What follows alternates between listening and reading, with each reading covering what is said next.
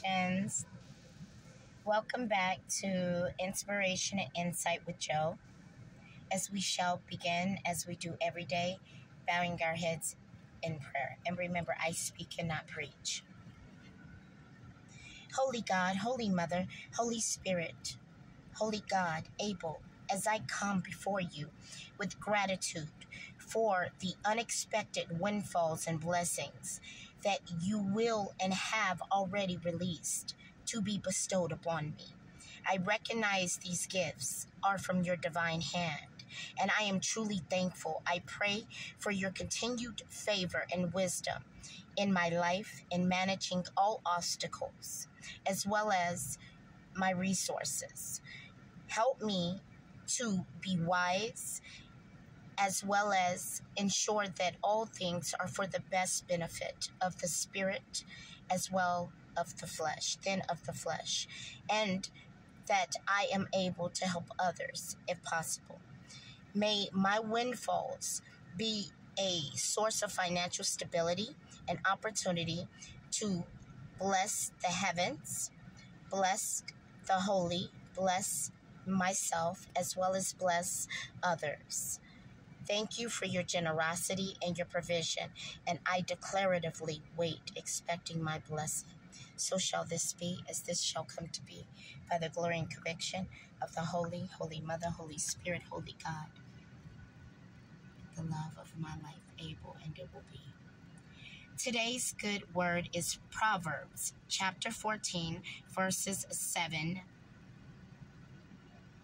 to 9, and it says, "Stay away from a fool, for you will not find knowledge on their lips.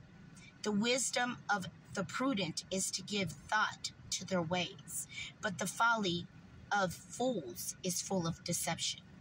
Fools mock at making amends for sin, but goodwill is found amongst those that are upright." So it says fools will always mock, making amends for their sins, but goodwill is found amongst those that are upright. So let's deal with verse 7, which says, "Stay away from a fool, for you will not find nothing wise upon their lips." A lot of times this is the case. A fool is called a fool often for two reasons. Either because he chooses to be, he knows and does not do, or because he is a fool because he does not know, so he cannot do. So you cannot follow a fool. You cannot listen to someone that does not know, because if they do not know, then they cannot teach. They cannot say, okay? Then it says in verse 8, "The wisdom of the prudent is to give thought to their ways," which means they think before they react.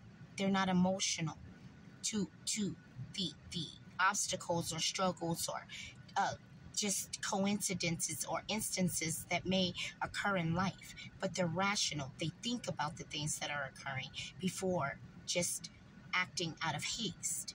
It says, "But the folly," referring to fools, folly of fools is deception, meaning that fools fall for folly often because they're easily deceived.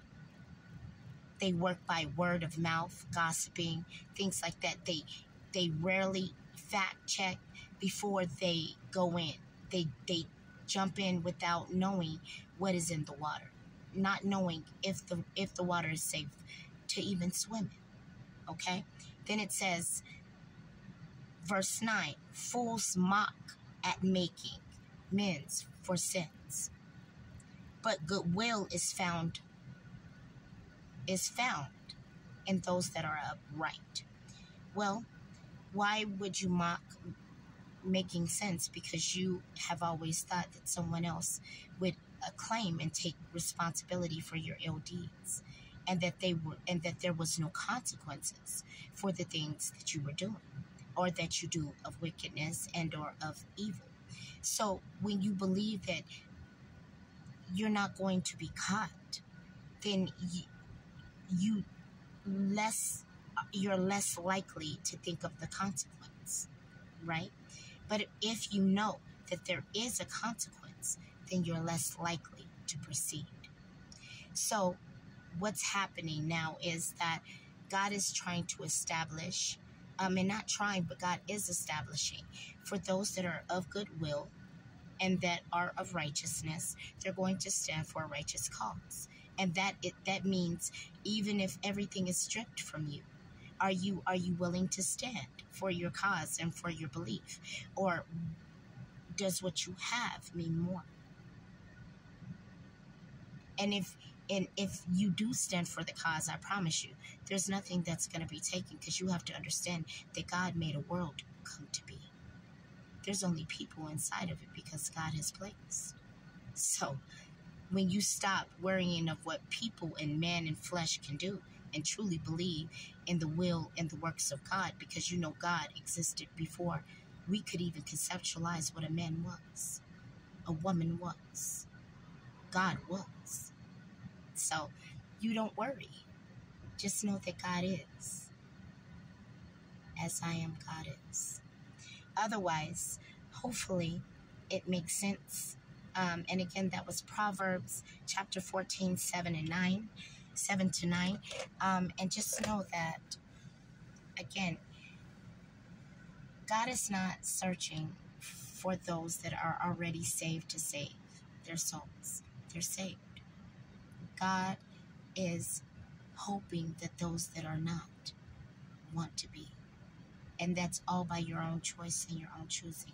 I promise you, I will never force you. If you want to take your time and be wicked, I respect your choice. If you want to be a witch, I respect your choice. There's witch move out of light, though. I want you to understand that. So that's your choice. I just want you to acknowledge that there is a source of life. And that source of life is the light that gives us light, the water of the world, and which is God. Which is God, which is our God, which holds our life, which holds our well-being, which is her name, is nature. You can call her nature, you can call her mother, you can call her whatever you want. Just recognize what God has done for us. For without God, there is no us. Otherwise, hopefully it's helpful, you guys, insightful. It helps somebody, even if it's only one person. Remember, the key to salvation is you, loving you, choosing new, letting go of things that won't make you better and that keep you at a low. And again, be excited about life as life is excited about you. Or it wouldn't have given you an opportunity. And look at this, if you are starting all over, take it as a canvas that you get to repaint. I got to see my mother at a divine age of 70 plus years old have to learn how to write, talk, read, stand, created her own language to speak.